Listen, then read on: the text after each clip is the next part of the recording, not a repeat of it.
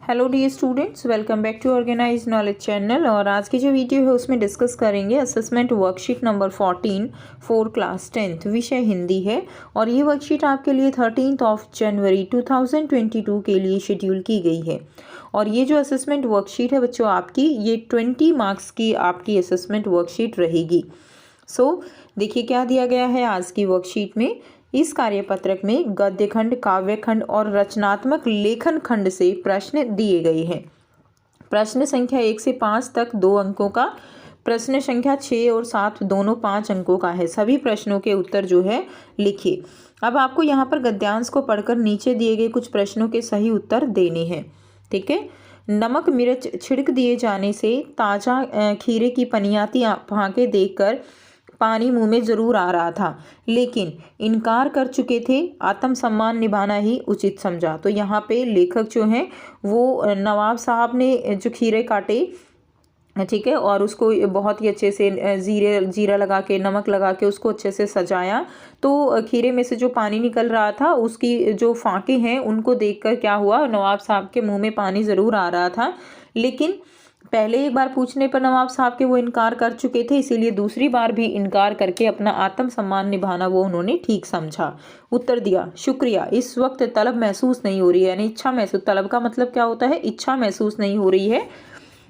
मैदा भी ज़रा कमज़ोर है, किबला शौक फरमाइए कि आप जो है खाइए। नवाब साहब ने सतृष्ण आँखों से नमक मिर्च के संयोग से चमकती खीरे की फांकों की ओर देखा। खिड़की के बाहर देखकर दीर्घ विश्वास लिया, ठीक है, दीर्घ निश्वास लिया, यानी लंबा एक थोड़ा सांस लिया और खीरे की एक फांक उठाकर होठों तक लेकर गए। फांकों को सूंघा, स्वाद के आनंद में पलकें मूंद गई। ठीक है, यानी उन्होंने उनको सूंघने लगे और उसमें से जो बढ़िया खुशबू आ रही थी, उनको जो है वो स्वाद लेने के आनंद में उनकी पलकें जो है वो बंद हो गई। मुंह में भर आए पानी के घूंट जो है गले से उतर गया। तब नवाब साहब ने फांक को खिड़की से बाहर छोड़ दिया। नवाब साहब खीरे की फांकों को नाक के पास ले जाकर वासना से सावधान होकर खिड़की के बाहर फेंकते गए। नवाब साहब ने खीरे की सब फांकों को खिड़की के बाहर तौलिए से हाथ और होंठ जो है वो पोंछ लिए और गर्व से गुलाबी आंखों से हमारी ओर देख लिया, मानो कह रहे हो यह है खानदानी रईसों का तरीका। ठीक है, तो उन्होंने उनको खाया नहीं, सूंघा और फेंकते चले गए। यानी लेखक कह रहे हैं कि वो कुछ ऐसा लग रहा था जैसे मुझे दिखाने की कोशिश कर रहे थे कि हम खानदानी रईस जो है इस तरह से खीरा खाते हैं। उसके बाद देखिए, अब आपको यहाँ पे आसान से प्रश्न दिए गए हैं। 7 जो है प्रश्न है, जिसमें आपको मित्र को संदेश भी दिया गया है, ठीक है, विज्ञापन भी दिया गया है और कुछ जो है प्रश्न भी हैं। तो आइए इनके आंसर करते हैं। प्रश्न जो है यहाँ पर जो दिया गया है, प्रश्न 1 है, लेखक के मुंह में पानी क्यों आ रहा था? तो नमक मिर्च छिड़के हुए ताजे खीरे की पनियाती फांकें देखकर लेखक के मुंह में पानी आ रहा था। प्रश्न 2 है, किस बात के कारण लेखक ने आत्मसम्मान निभाना ही उचित समझा? तो नमक मिर्च छिड़के हुए ताजे खीरे की फांकें देखकर लेखक के मुंह में पानी आ रहा था, लेकिन क्योंकि पहली बार मना कर चुके थे, इसलिए दूसरी बार भी मना करके आत्मसम्मान निभाना ही उचित समझा। ठीक है। प्रश्न 3 है, नवाब साहब खीरे को खिड़की से बाहर फेंकने से पूर्व क्या करते थे? तो नवाब साहब खीरे खाने से पहले उन्हें उठाकर अपने होठों तक लेकर जाते और सूंघकर खिड़की से बाहर फेंक देते थे। प्रश्न 4 है, माँ ने अपनी बेटी को क्या क्या सीख दी? ठीक है, कन्यादान कविता के आधार पर लिखिए। तो माँ ने अपनी बेटी को विदा करते समय निम्नलिखित सीख दी। माँ ने बेटी को उसकी सुंदरता पर गर्व न करने की सीख दी।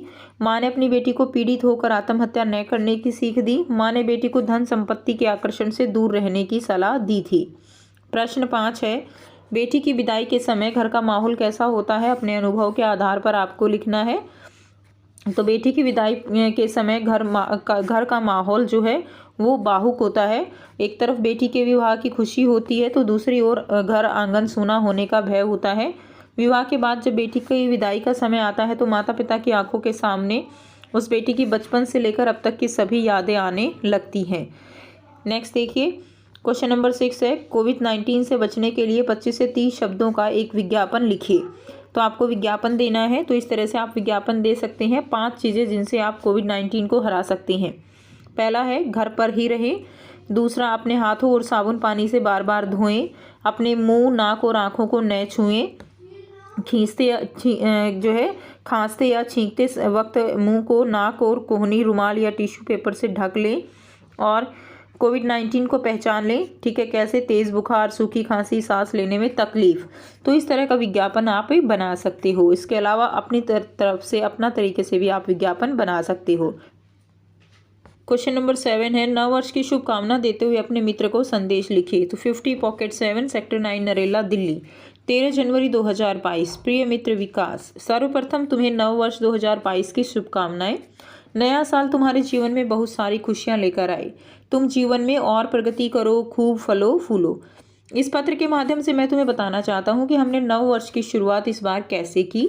तुम भी पत्र के माध्यम से ही मुझे जरूर बताना। इस बार हमने पौधारोपण करके नव वर्ष का अभिनंदन किया और पर्यावरण संरक्षण व सुबह जल्दी उठने की शपथ ली। तुम्हें भी यह प्रण लेना चाहिए कि तुम आज से रोजाना सुबह जल्दी उठकर घूमने जाओगे और वहाँ पर योगा अभ्यास इत्यादि शुरू करोगे, क्योंकि मुझे पता चला है कि आजकल सुस्ती तथा व्यायाम न करने के कारण तुम्हारा वजन बहुत बढ़ गया है, जो कि स्वास्थ्य के लिए ठीक नहीं है। मुझे विश्वास है कि तुम मुझे निराश नहीं करोगे। एक बार फिर से नव वर्ष की हार्दिक शुभकामनाएं। तुम्हारा मित्र अंश। तो ये जो है इस तरह से पत्र आप लिख सकते हो।